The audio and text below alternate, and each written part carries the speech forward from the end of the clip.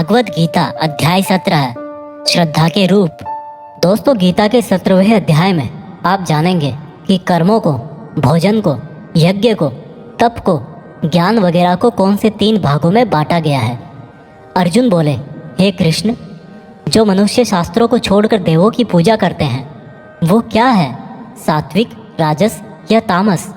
कृष्ण बोले, हे अर्जुन, जो व्यक्ति देवों को पूजते समय जिस तरह का विचार रखते हैं वे उसके हिसाब से ही सात्विक, राजस या तामस बनते हैं।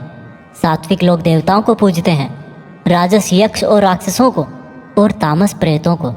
जो मनुष्य शास्त्रों से दूर रह के भी मन से कठिन निर्णय लेता है और कर्म करता है और कर्म को ही तप मान करके करता है, वह भी इस संसार से मुक्त है।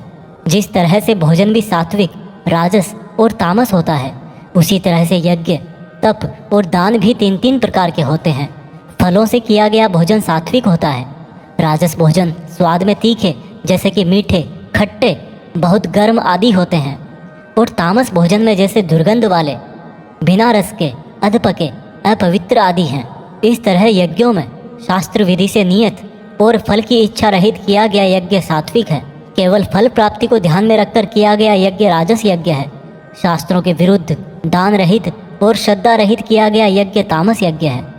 इसी तरह से तपों में ऐसा तप जो फलों की इच्छा से रहित हो सात्विक तप कहलाता है।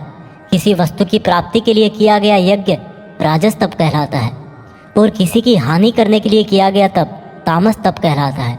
इस प्रकार से दान में बिना खुद को श्रेय दिए जिसको जो आवश्यकता हो वह दान कर दिया जाए और यह समझा जाए कि दान ही कर्तव्य है, वह दान सात्विक दान कहलाता है। जैसे कि भूखे को खाना खिलाना, वस्त्रहीन को वस्त्र पहनाना, अकाल क्षेत्र में अन्न दान करना।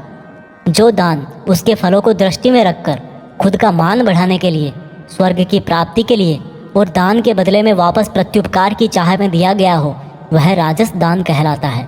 जो दान बिना सम्मान के किसी को अपमान करके बलपूर्वक दिया जाता है या किसी अयोग्य को दिया जाता है तो उसको तामस दान कहते हैं।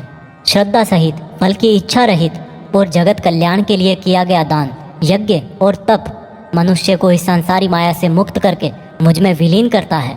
दोस्तों, इस चैप्टर में आपने सुना कि हर कर्म के 3 प्रकार होते हैं, और इन कर्मों को करते टाइम आपके मन में जैसी भावना या जैसा मकसद होता है उसी तरह से आपको फल मिलता है।